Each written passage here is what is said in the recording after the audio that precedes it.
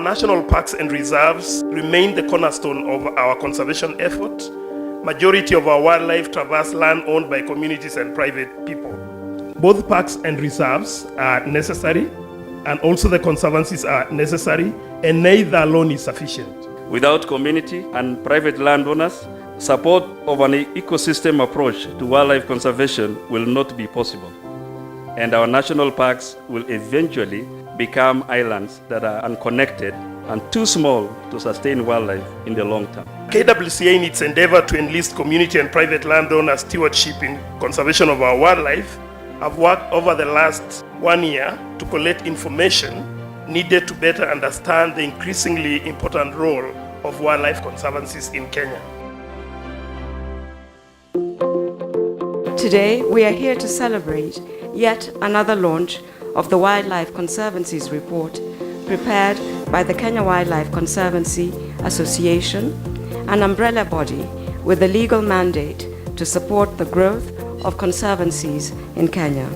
Conservancies represent a key opportunity for securing wildlife on community lands and also for protecting wildlife dispersal areas and corridors. At KWCA, we believe conservancies go beyond wildlife conservation.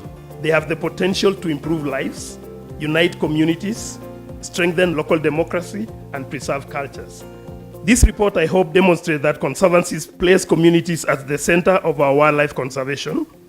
Conservancies, we have realized as community institutions, enable decision-making, management, and benefits to reach those that live with wildlife. Today we are celebrating for the first time in this country, launching a report that documents the data and the information about all the existing conservancies in this country. And it will now form the baseline for measuring impact, for measuring improvements. Within this report, we are looking at the numbers of wildlife. We are looking at how many communities are participating in wildlife conservation. We are looking at what benefits are going to the communities. And we need to demonstrate also that communities can actually take up wildlife conservation as a land use option. So this is a big start. We need to know what value is it that the communities are holding and how will they be more engaged. And probably every 2 years when we repeat this, then we need to see policies that actually match what the communities will actually be doing. The status is able to give also the achievements but also the gaps in terms of policy, in terms of focus towards where we want to go as community conservancies, and give also what are the achievements and how do we able to handle the challenges which are ahead of us. KWCA has grown as a genuine voice of conservancies and a one-stop shop for community and private conservancies in Kenya. Working for conservation has created a great impact in our livelihoods. Communities now appreciate keeping and taking care of wildlife. You have something in this country that is extraordinary, the wildlife.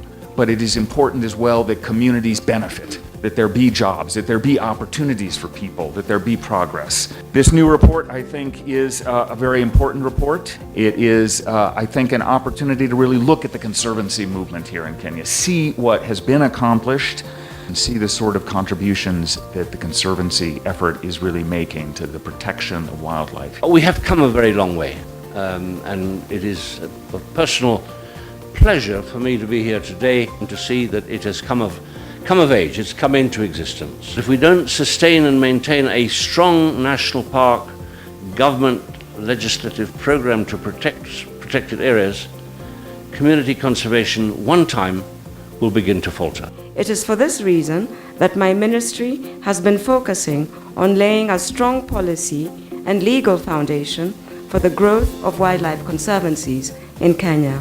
A new wildlife policy and a number of wildlife regulations are awaiting parliamentary approval. In addition, we are at an advanced stage of developing Kenya's first ever National Wildlife Conservation and Management Strategy.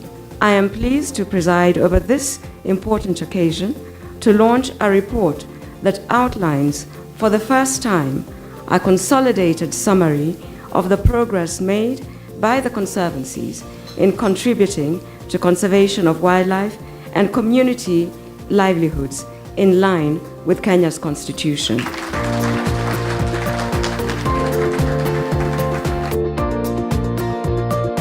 In the next 2 years, because we'll be having it every 2 years, it is going to show us how far we have come up. And also it is going to help the communities now even market their conservancies, because the conservancies need to sustain themselves. It'll help us with also our ability to show the rest of Kenya and the world what private conservancies are doing for the benefit of Kenya and the people of Kenya, and the amount of land and wildlife that we're trying to protect. And my belief is that we will be able to convince government to allocate some money towards community conservation, because we've been engaging them, but we did not have a focal area of facts. Going forward and seeing that we now have a policy and we even have a Wildlife Act that is very, very supportive of the conservancies, we expect that this is going to increase, but it should provide value so that instead of putting my land under cultivation, I can put it under wildlife and be able to get returns from it.